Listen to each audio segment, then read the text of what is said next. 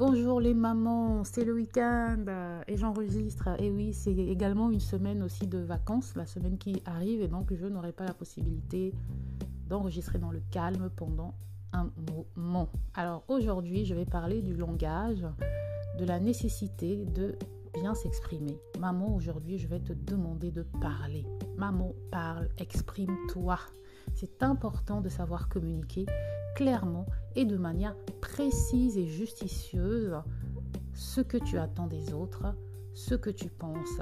Tu es peut-être cette maman qui est frustrée parce que tu as l'impression que tu dois hausser le ton pour te faire entendre par tes enfants.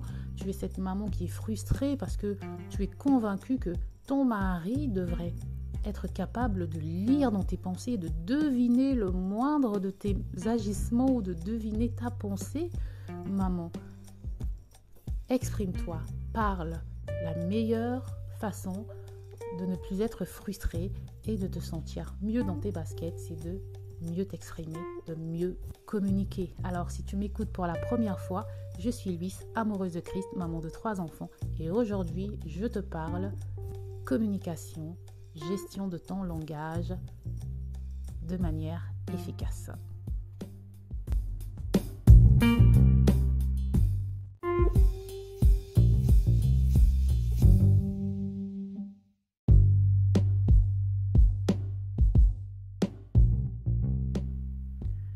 Alors maman, tu l'as bien compris, si tu me suis depuis le début de cette saison, nous sommes sur la maman maestro.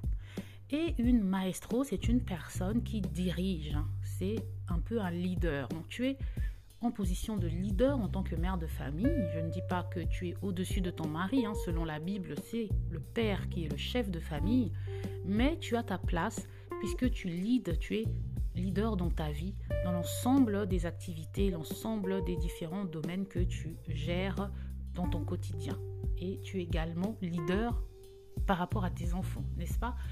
Eh bien, tu dois savoir t'exprimer. Un bon leader est une personne qui sait s'exprimer et qui sait dire de manière précise ce qu'elle attend des autres et qui sait communiquer de manière efficace, directe et rapide.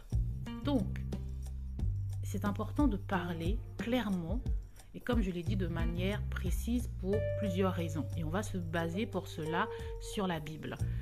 Il faut premièrement avoir une communication efficace. La clarté et la précision dans la communication permettent aux autres de comprendre tes pensées, tes besoins et tes intentions. Dans le proverbe 12-18, on nous dit « Il est des gens qui parlent comme des coups d'épée, mais la langue des sages apporte la guérison. » Ça souligne l'importance de choisir ses mots avec soin pour éviter également des blessures inutiles, mais ça montre aussi que des mots mal choisis peuvent envoyer le mauvais message. Donc, il est important que tu saches choisir tes mots et pour cela, tu dois connaître le langage de chaque individu dans ta famille. Quel est leur langage ? J'ai déjà donner un exemple ici, il me semble, dans un ancien podcast où j'ai dit qu'il y avait un de mes enfants pour qui le mot têtu était quelque chose de très blessant. Je lui ai dit une fois, mon fils, tu es têtu, et il m'a dit, il était très jeune bien sûr, comment est-ce que tu peux traiter ton fils de têtu ? Après, il est anglophone et donc il faut essayer de voir un peu peut-être dans la langue anglaise, est-ce que ça a une portée différente ? Je n'ai pas l'impression que ce soit le cas, mais quoi qu'il en soit, mon enfant, avec lui je fais, même là il est beaucoup plus grand, je fais attention aux mots que je choisis et je prends le temps de lui expliquer pourquoi j'ai choisi tel ou tel mot. C'est important de souligner cela. Le deuxième point, c'est prévenir les malentendus. Donc, c'est la même chose avec mon enfant. J'ai choisi un certain type de vocabulaire. Il a compris que c'était quelque chose de très insultant.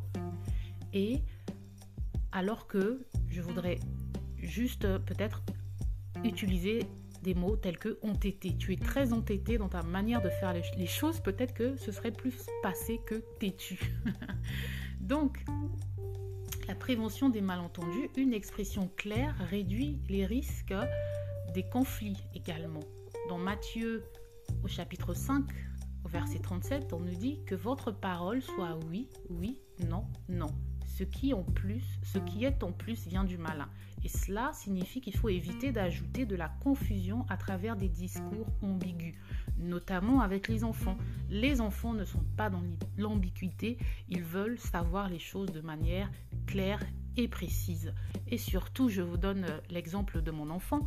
Lorsque je dis à ma fille que je compte faire une certaine activité avec elle, elle veut que je sois précise dans l'activité, que je décrive, mais elle veut également que je lui donne une date. Quand est-ce que ça se fera? Elle aime la précision. Si je ne donne pas de date, pour elle, elle va estimer que je ne compte pas faire cette activité avec elle parce que je reste dans le vague.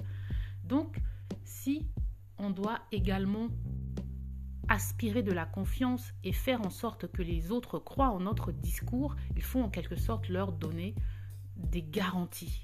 Voilà, c'est pour ça que c'est important, avec chaque enfant, chaque membre de notre famille, savoir comment ils s'expriment, connaître leur langage et transmettre la vérité. La précision dans l'expression est cruciale pour transmettre des enseignements ou des vérités importantes. Par exemple, dans Jean 8,32, on nous dit « Vous connaîtrez la vérité et la vérité vous affranchira ». Et cela souligne l'importance de communiquer la vérité de manière claire et précise.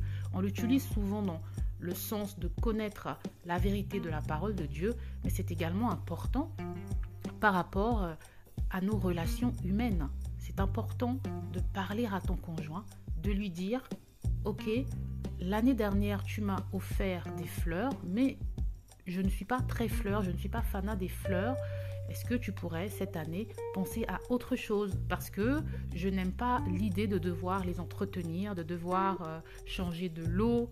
Vraiment, je préfère voir les fleurs plantées dans un jardin plutôt que dans un vase dans ma maison. Je préfère mettre des fleurs artificielles, c'est moins contraignant.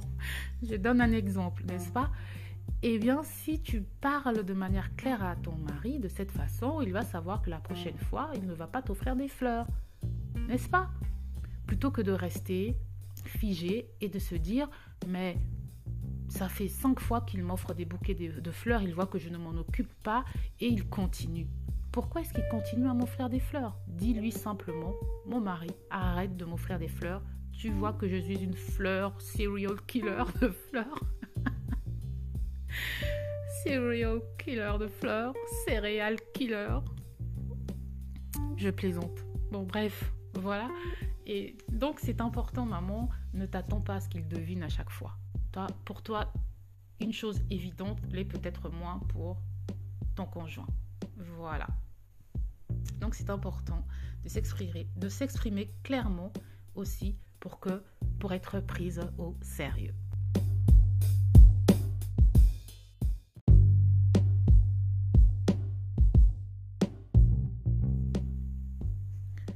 Donc, bien communiquer, ça favorise aussi des relations plus saines et plus fortes.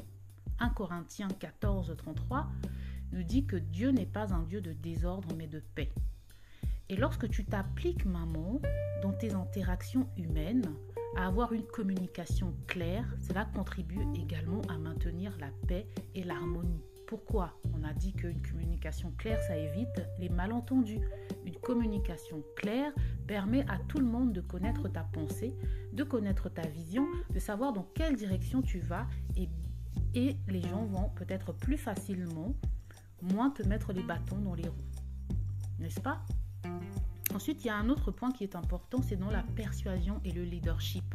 J'ai dit tout à l'heure, maman, que tu es une sorte de leader dans ta famille. Tu es peut-être aussi leader dans un groupe de femmes. Tu es peut-être leader dans ton église, leader dans ton travail. Eh bien, c'est important.